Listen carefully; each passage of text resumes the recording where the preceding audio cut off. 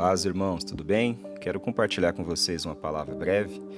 Todo mundo conhece a história de Nicodemos, né? Que está lá em João capítulo 3, aquele homem fariseu, religioso, que procurou Jesus de madrugada para poder saber um pouco mais sobre aquilo que Jesus estava ensinando. E ele ouviu ali de Jesus coisas importantes, por exemplo, que se nós quisermos ver o reino de Deus, nós precisamos nascer de novo da água e do Espírito. Mas muita gente acredita que a vida de Nicodemos e a sua relação com Jesus pararam por ali, né? E que a Bíblia não fala mais nada sobre ele. Mas não é verdade. A Bíblia mostra outros momentos na vida de Nicodemos que ele foi se posicionando cada vez mais para se tornar um seguidor de Jesus.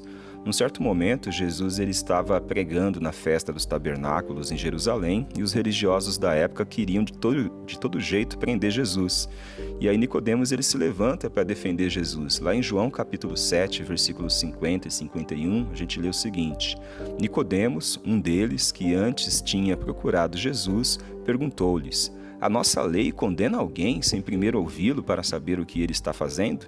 Quer dizer, Nicodemos falou assim, opa, pera lá, a gente não vai prender Jesus assim de qualquer jeito, né?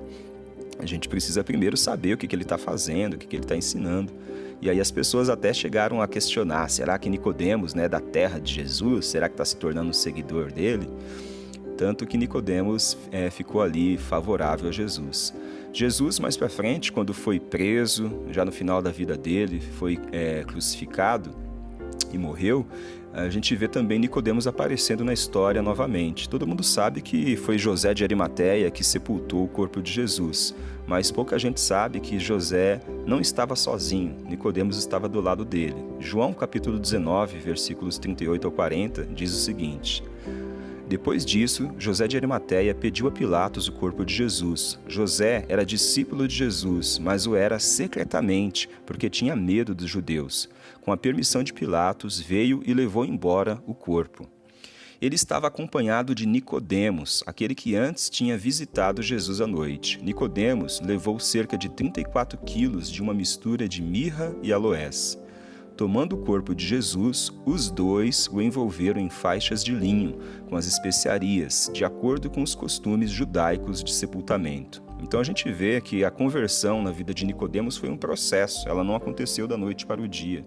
Nicodemos passou de um curioso a um defensor, agora a um seguidor assumido de Jesus, juntamente com José de Arimateia. Isso traz algumas reflexões para a gente, né? Primeiro, a gente precisa ser paciente com o crescimento espiritual dos outros. Nem todos vão se converter da noite para o dia.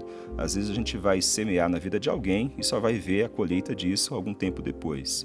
Segundo, que a gente precisa entender que nós não podemos usar isso como desculpa na nossa própria vida, né? Para justificar uma falta de posicionamento. Não, a gente tem que se posicionar em seguir a Deus agora, a gente não pode protelar isso.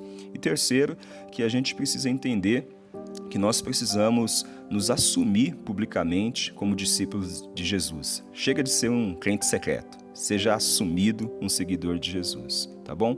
Deixa eu orar por você, que Deus te abençoe, em nome de Jesus. Pai, eu peço a tua bênção sobre a vida daqueles que estão ouvindo essa mensagem, que nós possamos, ó Deus, continuar crescendo no conhecimento do Senhor e nos posicionando para te buscar e te seguir. Abençoa cada um de nós, que nós possamos publicamente confessar a nossa fé nas nossas palavras e nas nossas atitudes. Em nome de Jesus. Te abençoo, fica na paz, fica com Deus.